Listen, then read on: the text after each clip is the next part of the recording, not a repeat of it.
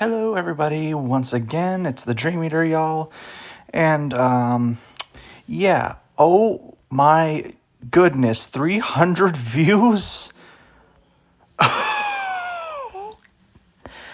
All I can say is thank you guys a lot. And, I'm bringing you guys part two to this video. Essentially, I'm just going to be going over some of the comments that came in through this thing. So apologies for the vertical screen. Hopefully you're watching it on your phone. If not, I'm sorry. I'll try to read things to the best of my abilities.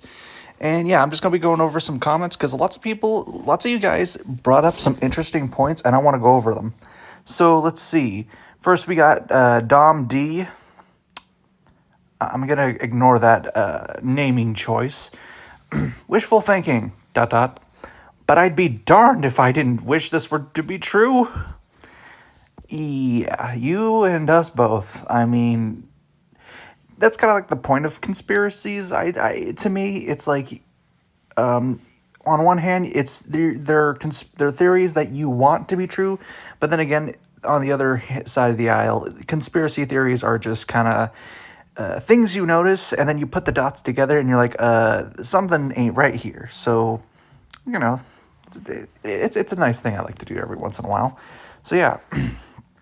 Then there's me saying, to be honest, if I had to guess, the price is actually going to end up being something like $50. Lol. And yeah, I would say that would sound like to me, I would say it should be $50, and then the extra $20 would be the DLC inclusion. But more on that later because that was not my idea. But we'll get to that guy. Black and Red Gaming says retail price for 7,678 yen. Pardon. Tax included. That is the price in the Japanese version of the official Dear Days website. In the English version, it says coming soon, so maybe someone just thought, oh, it's going to be $7K in Japan, so let's put $70. I don't know, I'm just guessing. And Black and Red, that is a really good guess because that would make a lot of sense. And then I reply with, that's a good point, I didn't even think of that. So yeah, Black and Red Gaming, thank you for your thoughts, and yeah, you might be onto something because that is a bit of those are better points than I thought of before. Anyway, next thing.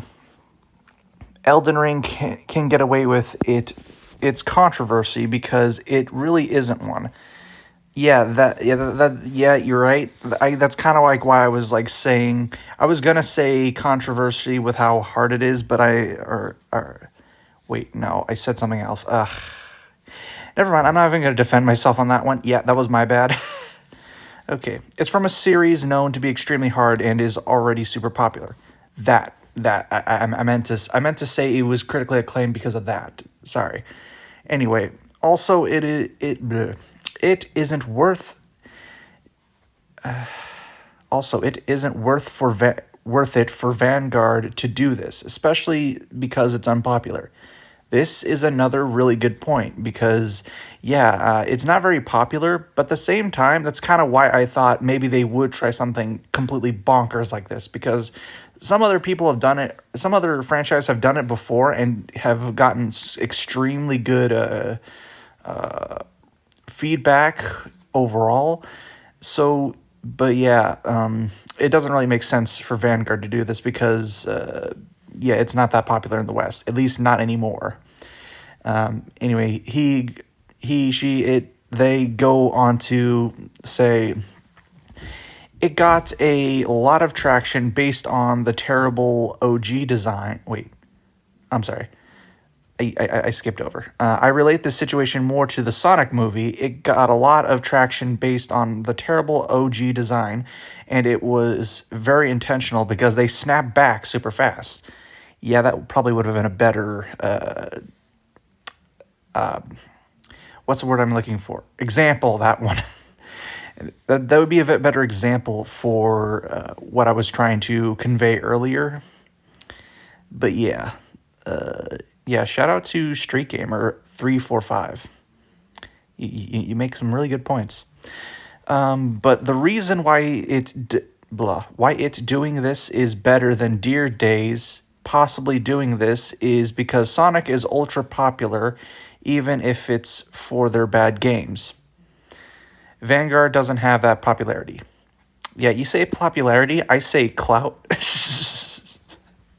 I'm joking, of course, but yeah, no, seriously though. Yeah, you make a good point, and I would say, yeah, that is basically, um, yeah. I mean, the way you put it, yeah, if Vanguard Deer Days doing this would be super freaking stupid. And yeah, there's a good chance that it really is a $70 freaking card fight simulator, and we're gonna have to pay for the DLC, which we don't even know how much that is either. So for goodness sake, we could be looking at $100 game overall for everything included, and that, my friends, I am not okay with that because that is beyond price gouging. Anyway, enough of that. Next person. Oh yeah, I replied to Street Gamer saying, "You make an excellent point. The Sonic movies are a bit better of an example than Elden Ring. I mainly chose Elden Ring because it was the first thing that popped into my head. It does sound dumb though, the idea they would intentionally cause controversy to get a rise out of people. All I gotta say is you're right, and that they did do this on purpose. I mean, if they did do this on purpose, it clearly didn't work. Because I mean, if you look at Deer Days, literally no one is talking about it. No one is talking about it, and I don't understand. This is supposed to be a huge milestone in for Vanguard, and nobody is talking about it, except us small minority people with only like maybe even 5, maybe 100 subscribers to our name. Yeah. Whoops. Anyways, moving on from that depression. We will know on the 10th of this month. That would be the day when pre-orders become preloads and charge you for the game. That would be the day to know if they will really overcharge us $70 for this bare bones game plus DLC, or make it more reasonable. Yeah, and I totally agree with that. Oh yeah, that's that Anon who lurks more is the one who posted this. I don't think I said the name at the beginning. Regardless, Anon goes on to say, also, another thing I've noticed, the game says it will come out on the 16th of this month, while NA, or for NA, while 17 everywhere else. NA? National? Question mark? I'm sorry. I don't know what NA means, and I don't want to look it up right now just because, yeah, I'm already this deep into the video. Anyway, I go on to reply, why did I say that? If I meant to say, if that's the case, it might be $70 after all. I don't know. I can just see the price changing, then glitching, and everyone who pre-ordered it has to pay $70. That would be terrifying. Now, what I mean here when I say this is, say something catastrophic happens and they were putting it out as $70, but that was just the placeholder price, and then the real price is supposed to be like $40 or whatever, just to put a number out there. Once the people, everyone who pre-ordered it, God bless it, I cannot speak today. Everyone who pre-ordered the $70 one will get charged $70, and then once the price changes, how will they explain themselves if that did happen? So, yeah, if it really is $70, I don't know. I just don't know. Well, I don't think I even made enough sense in the first place when me trying to explain what I'm trying to say. God bless it, Rob. Okay, let's see. All right, well, after that, we finally come to Jamail Star. I hope I'm saying her name right. It's probably the final price. Steam most likely will have it cheaper. Also, the YouTubers you mentioned probably don't care about the price because they are most likely getting the game for free. Yeah, and then I go to reply, yeah, you're probably not wrong. I don't know if it just, I don't know. It just seemed a bit off. If you see the prices in other countries and convert them to dollars, it comes out to dirt cheaper, which I did actually do a video on not too long ago now in comparison. I forgot to put that in my video. My bad. Yeah, but I have a video on it now. Go watch that. And yeah. As far as Different Fight and the others getting it for free, I don't know. Usually they get a free box of cards. I can't see Bushiroad sending them a copy of the game. One, because Steam doesn't, or because Steam does things virtually, and two, they don't know if any of them have a Switch. I mean, they probably do, but I digress. And then Jamil replies, "What I'm hoping for is that the Switch price is the base game plus the DLC added with it." And this is where this is where I came in earlier saying that this is the person I got it from. I mean, I'm gonna get the game regardless. But if Yu-Gi-Oh, which is widely more popular, costs $40, why does this game's cost 70? Shaking my head. This is a bad business move. This isn't the way to go to get people into the game. And I absolutely agree with that because, for goodness sake, I'm gonna reiterate myself. They sold the start decks, the original start decks for $5. Why the heck would they not do the same thing with their virtual game and then just add in the DLC? Just make it a really cheap game, say $40, give or take, and then that'll get people into it. And then if people really, really like the game and they want to continue it further, get the DLC. Go get the DLC, and then that way, Bushiroad, you're giving people the option to get into the game, and then you're giving other people the option to really get into the game. I digress though, and then I respond, "Yo, my thoughts exactly. Shoot, that's another point I could have made.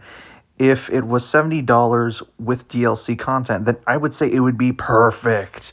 Mainly because we now know that the DLC is going to be a battle pass, which I don't know what that means, but we'll see.